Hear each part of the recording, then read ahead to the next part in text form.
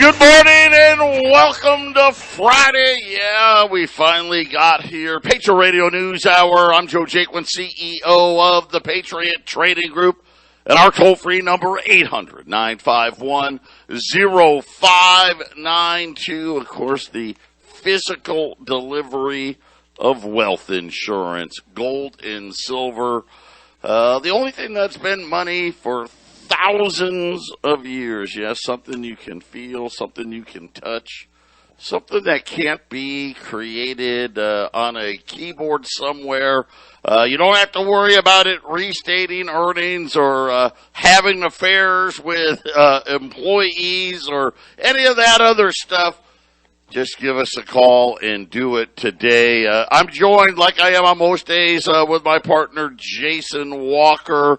He runs the Colorado office, runs the radio station up there. Jason, good morning. And I hear, is it getting a little warmer up there yet? I don't know, Jack. What does the temperature say right there, Jack? Oh, he's not listening. I think it was around 0 today.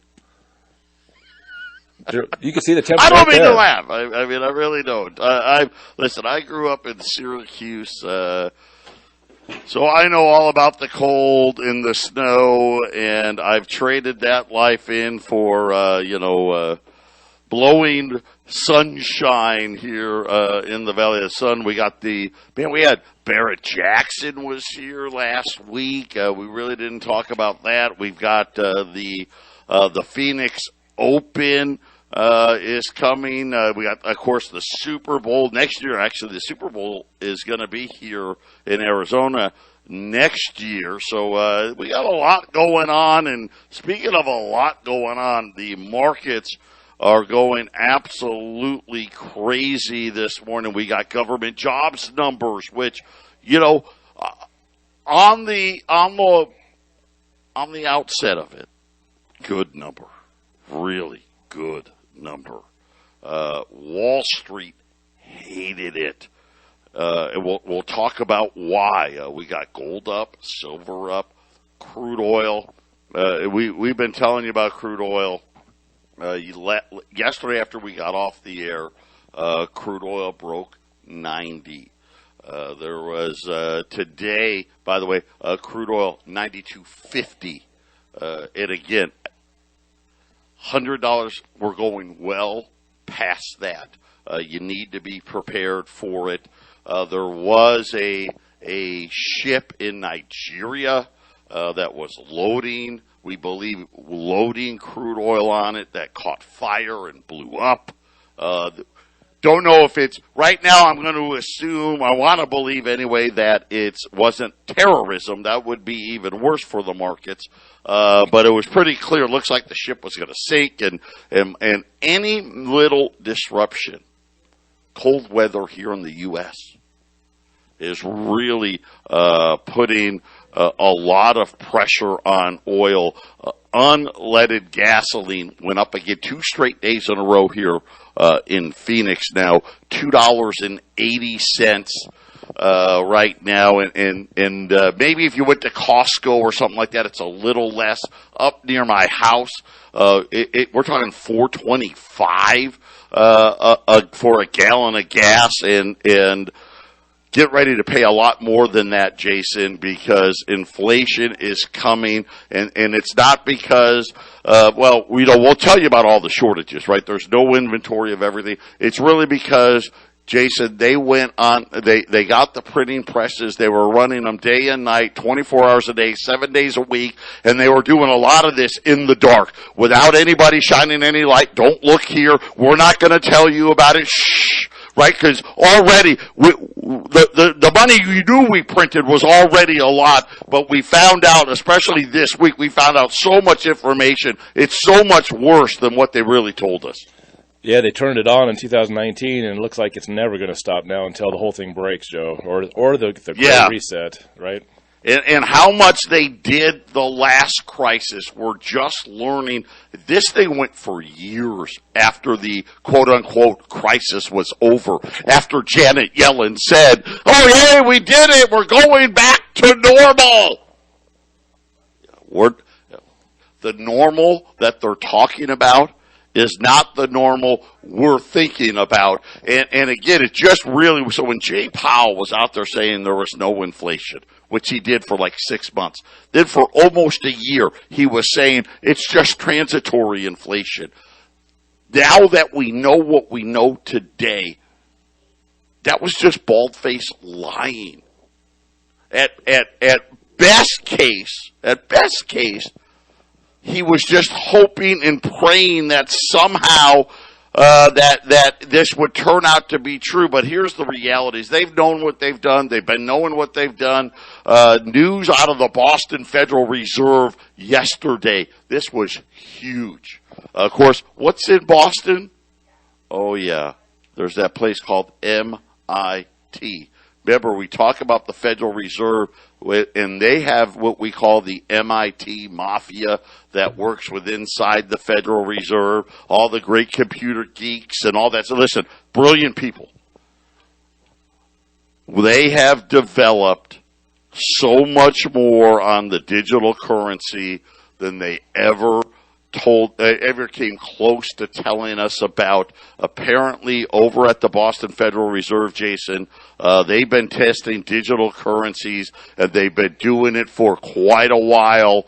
And they're saying that, according to what I'm reading here, that they have been running tests where they have been handling payments and settlements of over 1.7 million transactions per second. Yeah. Get ready. Your wealth is getting ready to be stolen from you. Patriot Radio News Hour. We'll be back with the jobs numbers, and we're going to go back and revisit what's going to happen with the banking industry, because Arlene says I haven't explained it well enough. 800-951-0592, Patriot Radio News Hour. Listen, be ready. Just start dialing now.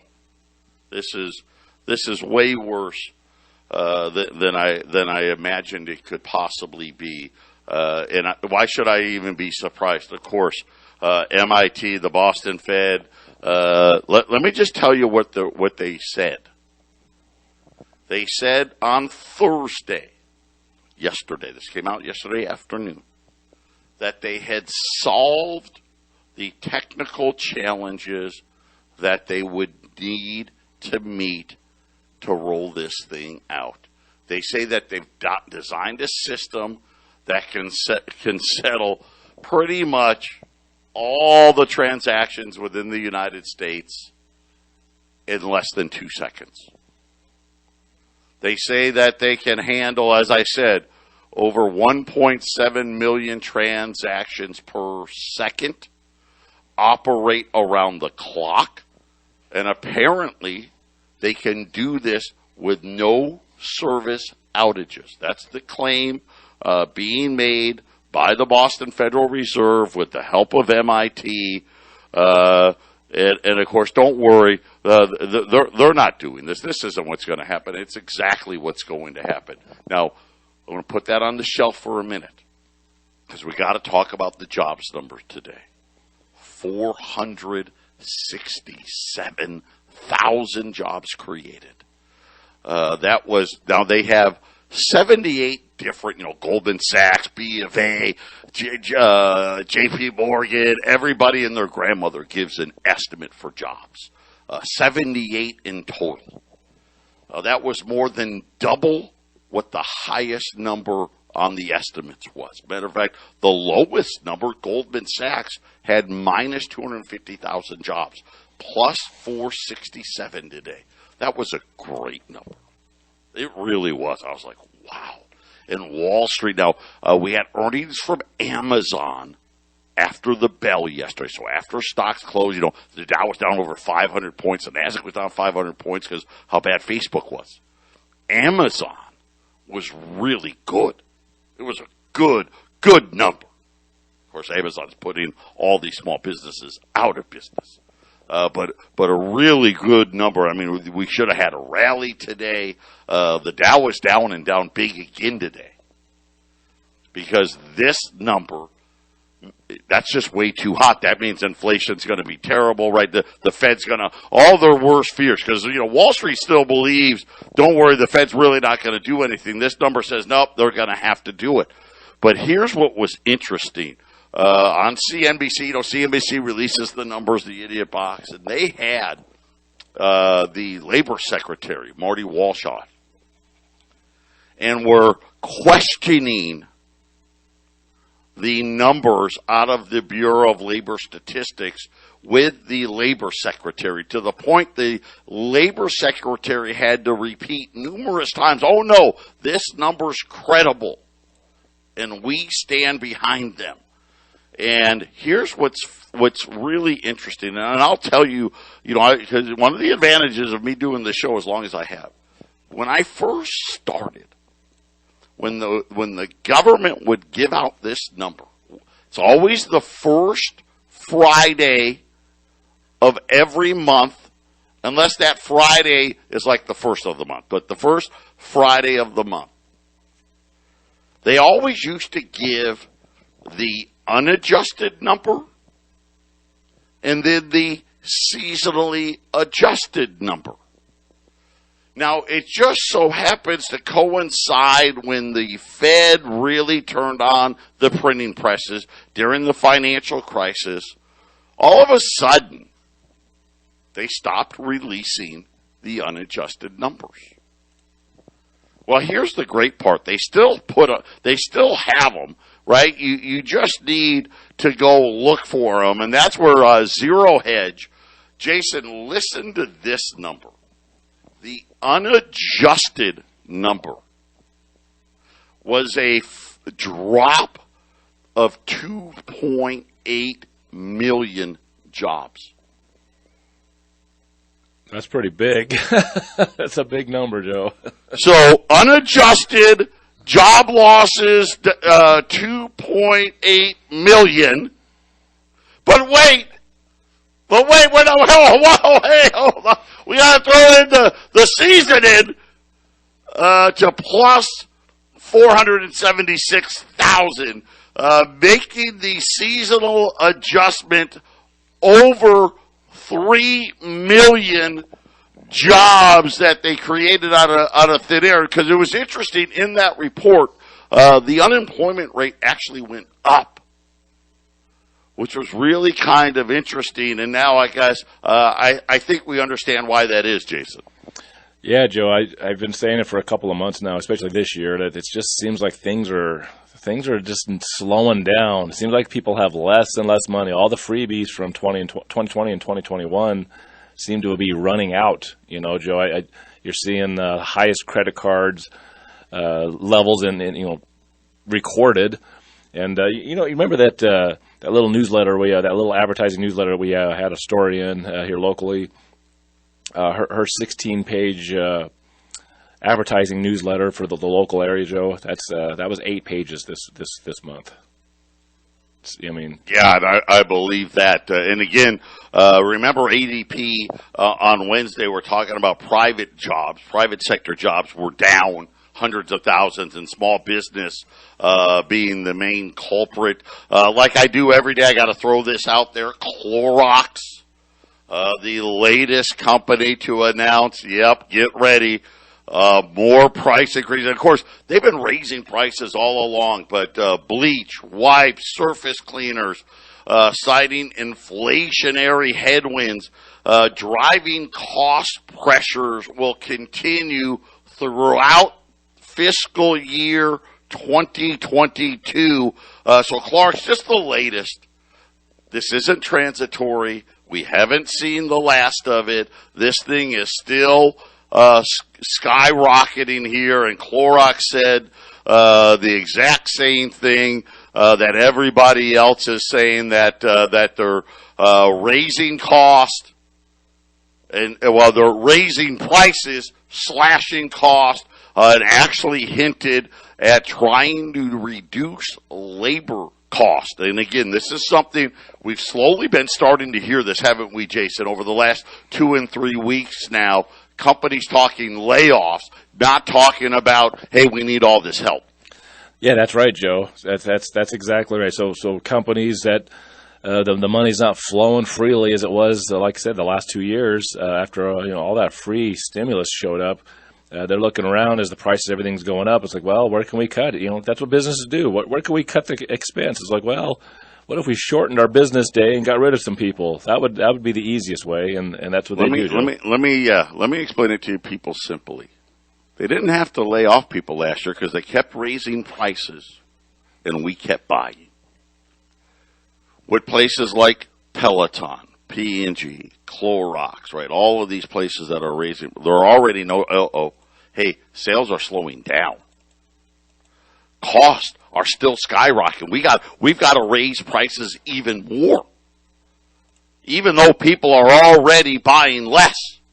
And again, this is the stagflation that I've been warning you about. Now they have no choice. Well, I mean, hey, if it's going to cost us the X amount more to make it, and we've got to raise prices, which means that we're going to lay people off because there's no other way for us to keep our prices, trying to keep them as low as they can to allow you to still buy for them. And again, the only way this thing the only way to end inflation, and again, now that we know what we know, is to destroy the economy and why they're rushing for this digital currency. So let's go back to a few days ago. We were talking about banks and what Dodd-Frank really says.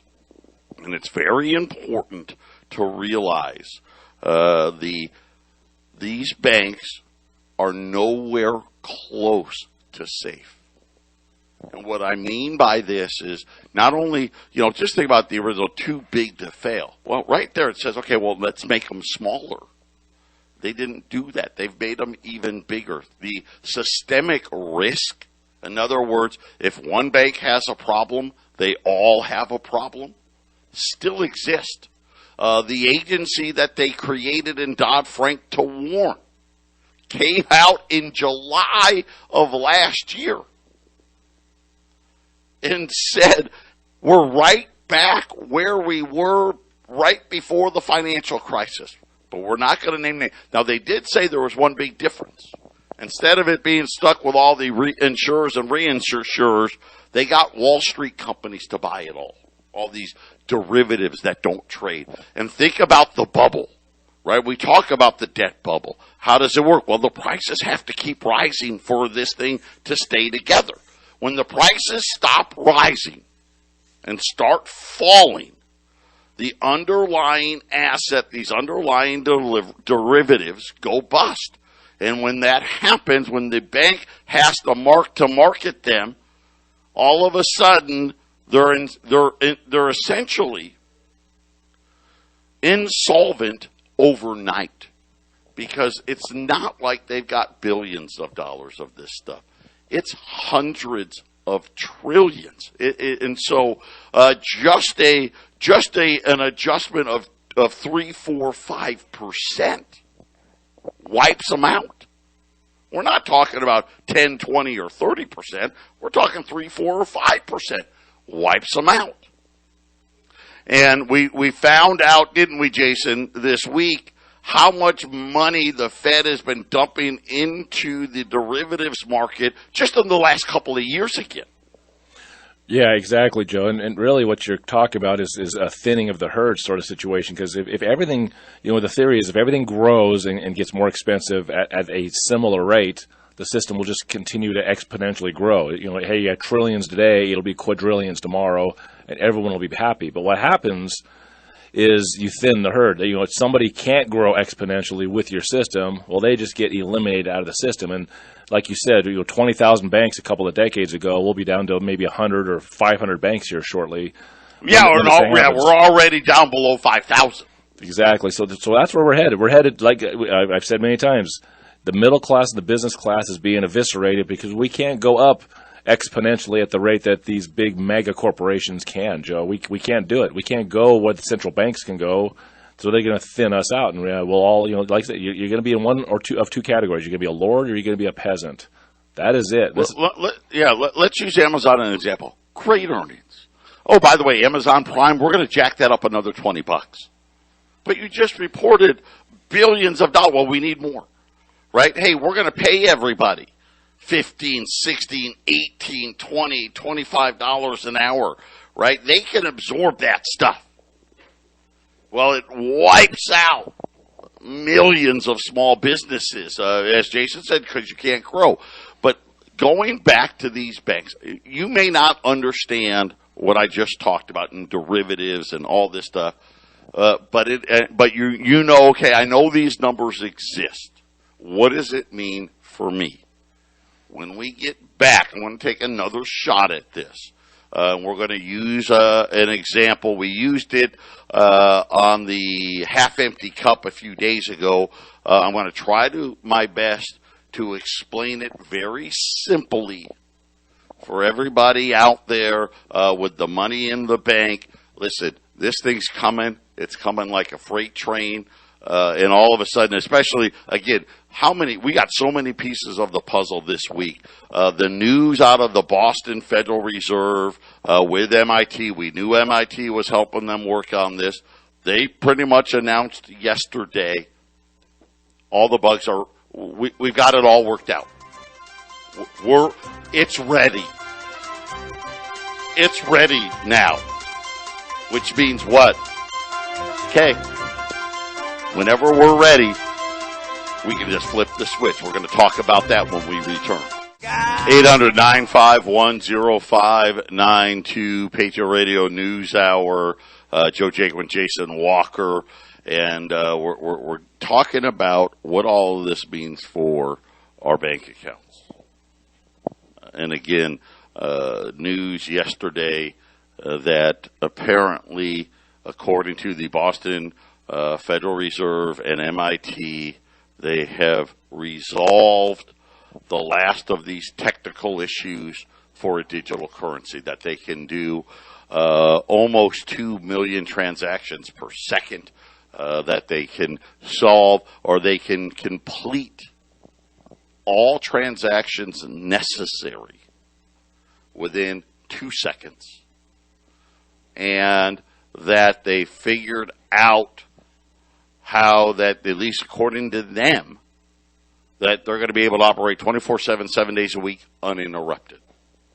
Okay, so we don't have that now. Every once in a while, you'll see, the credit cards at places will go down. It happens, but they're saying this won't happen. So, very, very much tells you how much they've been really working on this. And so we started talking, going back to Dodd-Frank, going back to what we learned through Freedom of Information Act request about the watchdog agency saying this derivatives problem, it's all back again.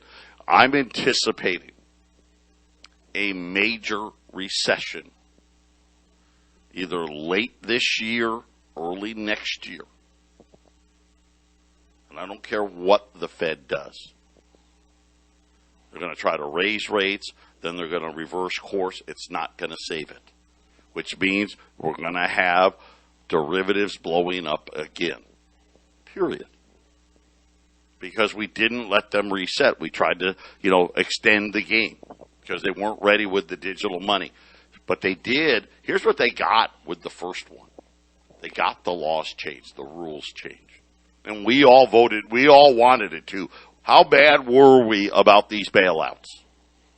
We were so upset that the billionaires, as we view them, the rich bankers, got saved.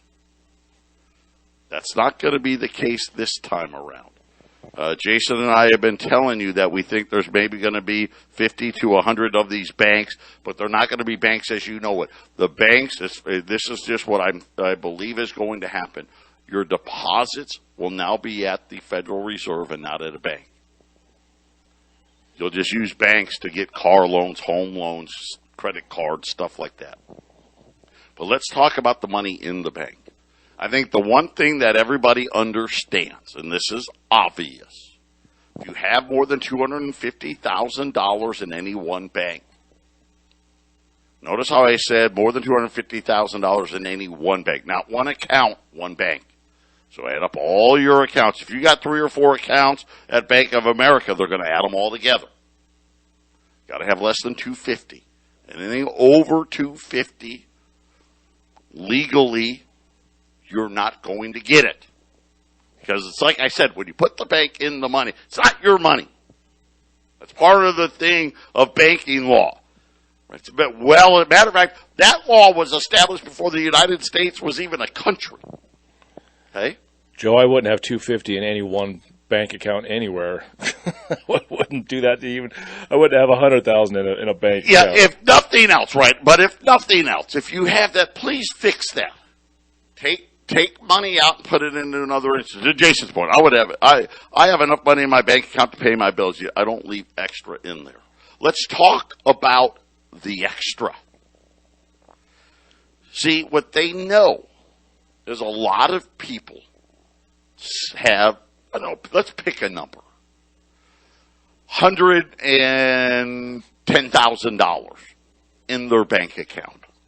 Month after month after month after month. I've worked hard. I've saved it. I know people say I shouldn't do it, but I feel it makes me feel comfortable. When I look at my bank statement, I see $110,000. And I know Joe's telling me inflation and all that, but it still says $110,000 every month. Now, I've told you, you poor people out there, you're fine, okay? At the end of the month, you got no money. When it goes to the Fed, you still got no money, right? They're going to set a number. I don't know what the number's going to be. They love $10,000 for some reason, right? Okay. Hey, you got more, you got less than 10 grand. We switch over. You're fine. You're good. You're all right. You got 5,000 Federal Reserve credits, whatever they're going to call it. But it's for the people that have more than that. And they have more than that, and they have it over and over and over and over and over again. When they wrote Dodd-Frank, they made it very clear. Part of the bail-in, one of the things that they can do is they can sit there and say, you know what, Mr. Schmuckatelli, every month you have this money in there. Matter of fact, according to our records, you've had over $100,000 in our bank for the last 5-10 years. Tell you what we're going to do. You got 110. The first 10,000's free. Let's talk about this other 100,000. You obviously don't need it right now. But the bank has gotten under. The bank needs some money. Here's what we're going to do. Because we can't bail it out. So we got to bail it in. We're going to take, and they're going to come, I don't know what the number's going to be. They may say, we're going to take half of it, 50,000 of that 100. And we're going to give you stock in this new bank. We'll let you have access to the other 50 in just for an emergency, right? You know. But we're not taking your money. But you just can't sell the stock, and maybe down the road, 2 years, 5 years, 10 years, you can sell that stock and get your $50,000 back. But this is how it's written. This is why I keep saying, don't leave a lot of extra money sitting in the bank. It's not. I don't think it's going to be tomorrow. But sometime within the next 9 to 18 months, I know that's broad, there's a good chance this is exactly what's going to happen. And this is exactly what they're going to be able to do to bail in the banks. Because let's face it, these debts got to get paid. There is another way they can do it, Joe. They could go to negative interest rates, and then they don't have to mess around with all that stuff. They can just set the rate to take what they need. You know, there is. And this is the other thing we learned, right? Didn't we learn this one? We're going to talk about that one when we get back. Patriot Radio News Hour. Don't touch that dial.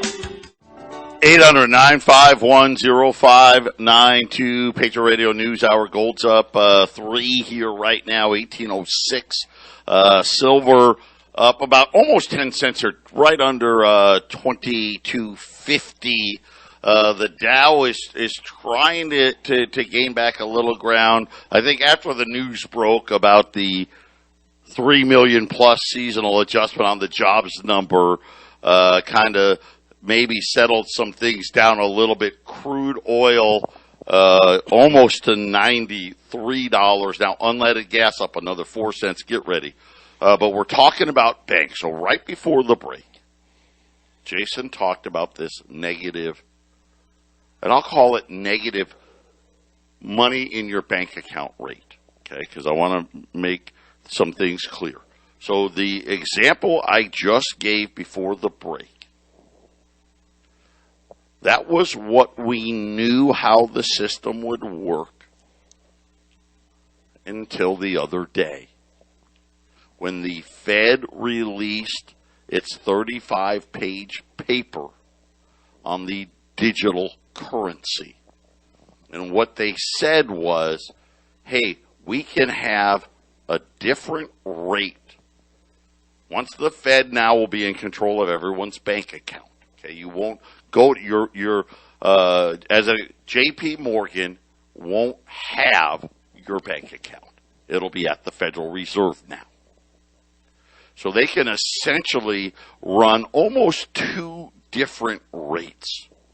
Hey, we can have rates for what we'll call the treasury market, right? The 10-year note stuff. That's where your mortgages and your auto loans and all that stuff come. We can have a rate for that.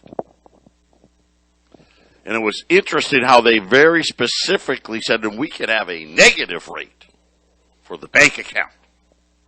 To what Jason's point is, hey, we'll take the 250. Anything over the 250. There is a scenario where, hey, everybody else, your money's just going to move over. They'll probably, again, still set a threshold. If you have less than $10,000 in the bank, you won't be affected. But anything over that, they could start assessing negative rates. In other words, hey, we're going to start at 5%. So you got 110,000, right? Same example. First 10,000's free. This next 100,000, we're going to take $5,000 from you over the next year. So this time next year, your bank account, which was at 110,000, let's just say it's still there, but okay, here's 10,000 off. That 100,000 will now be 95. And they won't say take; they'll just say that's the nature of the interest rate. It's a fee, whatever. Yeah, they'll call it some type of fee, whatever it may be. Here's the problem that I see: is I don't know that they could have enough. My guess is it may be a blended thing, right? Because the bail-in that's going to be needed, they can't go to the Treasury. Well, at least in my mind they can't. And say, hey, we need $5 trillion. Because you got to remember, there's only $120, $130 billion in the FDIC fund anyway. So it could be, some form of a blended, but either way, the biggest two things we learned is how smart they really are. They say they've solved all their technical issues now. And coming to a world very soon, our money will be at the Fed. I guarantee you they'll have negative rates. That's going to be their new weapon. When they talk about new tools in the toolkit, they don't want you to save money. And if you do save it, they only want you to save it in one way. Right? Save it in Wall Street. Now, Wall Street, listen, we haven't even talked about that. We know it's going to be rough. It's going to be a rough several years for Wall Street. I imagine significant declines. But that's where they want your money. They either want you to buy stock, They want you to buy bonds. They want you to buy houses. They want you to buy real estate. They want you to buy a business. They want that money out of your bank account, and they're going to get it, Jason, one way or another. Yeah, I got two things. The first thing is for a model for a digital-only money. Well, I mean, stocks used to have a paper certificate with your stocks. Well, the stock market is essentially a digital money system. Everything is digitized. There's tens of thousands of stocks, and there's millions or tens of millions of trades every year, whatever the numbers are. And they've been fine-tuning that digital stock market for a long time. They have a model for it. Number two, the negative interest rates really is not really about, Joe, in my mind, about taking money out of people's accounts. It's about continuing the debt money system a little further by, hey, we have to print a bunch more now to kick the can down the road. And the only way we really have a chance of kicking the can down the road is bringing the interest rates into negative, which we have to have a digital money. And then, maybe we can, the collapse will be down another few years down the road. That's how I see negative interest rates playing out, as an opportunity, whether it'll work or not, Joe, to continually to print a whole bunch more money and push it down the road. Yeah, and we don't know how it will play, right? But if you think I'm lying about this, or you think, you're wrong, let me give you a great example. Yesterday, I had lent my car charger to a friend of mine. We were golfing. His phone was going to run out. Golf carts now have, believe it or not, you can plug your phone into your golf cart. So I gave him my charger. So yesterday, I went to Walmart to buy a cell phone charger, a $7 cell phone charger. Let me tell you my experience in there, which just shows you this is what's going to happen. We'll be right back. 800-951-0592, final segment for the day. By the way, U.S. $20 gold pieces, 2,065, and buy as many as you can. Really that simple. 800-951-0592. For you new listeners, you new people, you've never bought gold before, next week, Jason and I will do a newbie gold show for everybody as well. But some days, man, I hate the show's only an hour, and today's one of those days because there's so many things we need to talk about. By the way, gold's up 5 now, 1809. Get ready. I think this is we're getting ready for the move that we've been anticipating here. But, we're talking about my experience at Walmart. So I'm buying a $7 phone charger. And it's not very busy, and it's a big Walmart. And I walk up to the front, and there's this one line where there's actually a physical cashier. And it's pretty long. I was like, wow, that's kind of interesting. And I'm like, the self-checkout lines, there's, Walmart's got like 50 of them. They're wide open. Walmart even now has gotten smart enough. They've got self-checkout with the big conveyor belt. Where it used to be self-checkout was just for people with a couple of items. Walmart, not a year. You got a whole cart full, come here. So I'm like, oh, okay, well, great. I'm just going to go to the self-checkout. Scan it, boop. Hit the pay button. It's like, $7 and whatever cents. And I'm trying to put my $20 bill into the cash thing. It won't take it.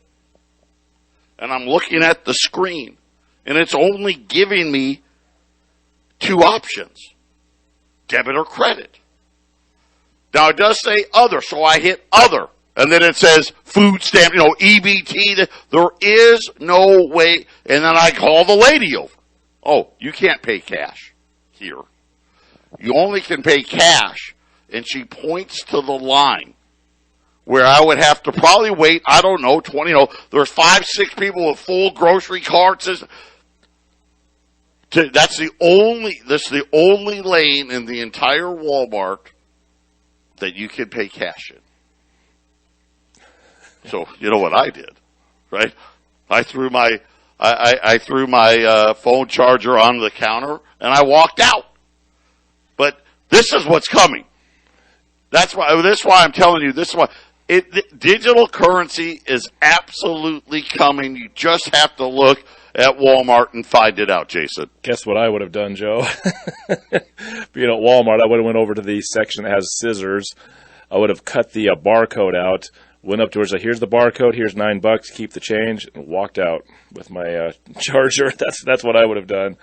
As soon as the line you're braver than me, hey, but you're not stealing. Go check it out. I'm telling you. You're not stealing if you leave the money there, so that's all I have to say. 800-951-0592. Again, is it going to be tomorrow? No. Is it going to be soon? Yes. It's easy. You don't have to be that smart. You know it's a bubble. I know it's a bubble. Matter of fact, CNBC right now has a story about this mega mall company. It's called American Dream Mega Malls. They own malls. They just emptied out all of its reserves. They got $820 left after they finished making a $9.3 million payment. These are these derivatives. It could be any of these derivatives that blow up and cause this thing to go south. God bless everybody.